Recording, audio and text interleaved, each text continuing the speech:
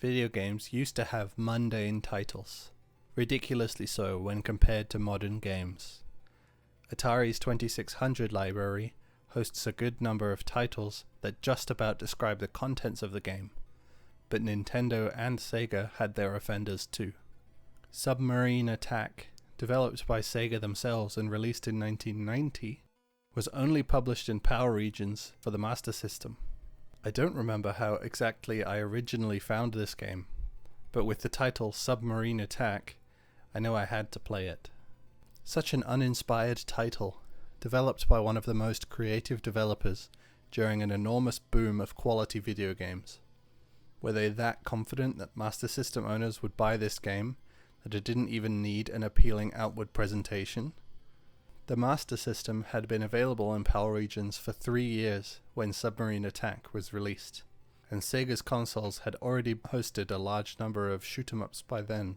Did Submarine Attack bring something so new to the table that Sega had to release this game as soon as it was finished, and didn't get time to change the name to something else? As far as shoot-em-ups go, Submarine Attack is nothing special. In fact, the Master System struggles with too many moving objects on screen, so Submarine Attack's difficulty is comparatively low.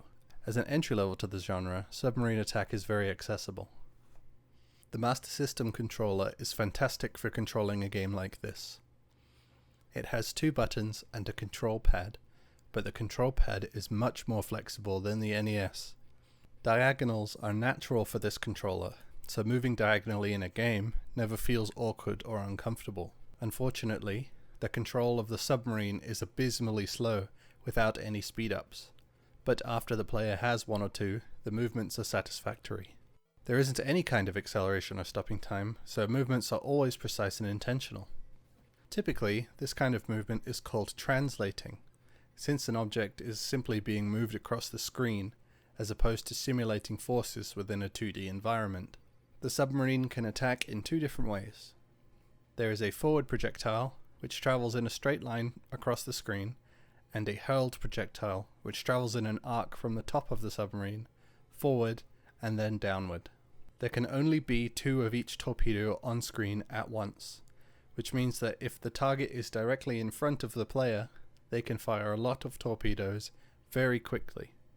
But if the player misses the target, they have to wait for the torpedo to leave the screen. This can leave the player vulnerable for a short period, since it is possible to destroy enemy projectiles with the torpedoes. Attack upgrades allow the player to shoot 2 of each torpedo style at once, and the player is able to hit enemies with all 4 torpedoes, which is very noisy. The Master System's palette is shown off impressively. The game's backgrounds are colourful and filled with details. The sprites are mostly fine, a little difficult to see sometimes, but not inadequate. The bosses are easily the most disappointing visuals. The meta creature looks so goofy. The music picks up a lot of the slack, but it gets utterly obliterated by the sound effects. The Master System has a relatively basic sound chip that can only really process 2 or 3 sounds at a time, so if the player is spamming torpedoes at the edge of the screen, the great music is basically muted.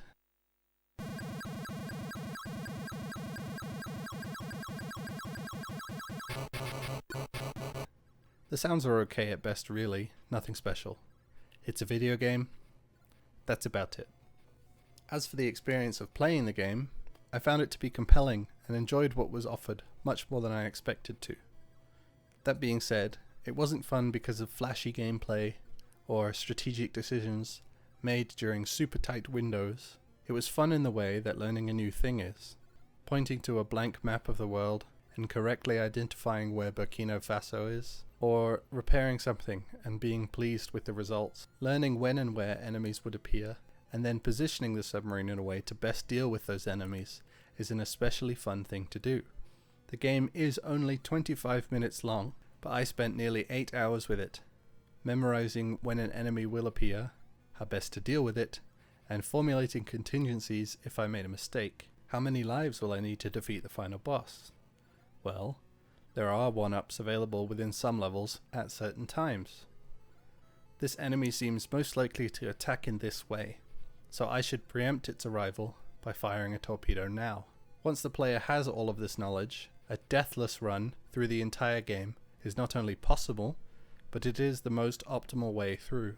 And if they can employ their tactics effectively and the meta creature is slain, then the game is over and they should move on to another. There are other shortcomings. While there are a number of technical problems, I personally wouldn't consider these to be the reason Submarine Attack is so lost to time. It is very much a product of the time it was made, and I suspect that this is the game's greatest downfall. The game has 3 different collectible power-ups, which come from an obvious source and are all presented in the same way.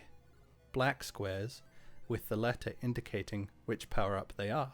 There are passive red boats on the surface through the first and second levels, which when destroyed release a power-up that falls straight down. These red boats become red submarines on level 3 and stay that way for the rest of the game. 1-ups are not drops of these red craft. Extra lives appear when an enemy or projectile is destroyed at an approximate point throughout most levels. But they aren't obvious black squares. They're red octopuses. They are very easily lost to the noise of the game, disappearing into the red backgrounds or appearing whenever a large quantity of red boulders appears on screen. Enemy torpedoes have this same issue, and most enemies throughout the entirety of Stage 5 are also lost in the busyness of the background. A common enemy type is a pair of bubbles that rise from the bottom of the screen. They are mostly transparent and will also become invisible in some situations. This, combined with the game's low difficulty, is the reason Submarine Attack isn't spoken about. There are better designed, more intricate shoot-'em-ups available even on the Master System.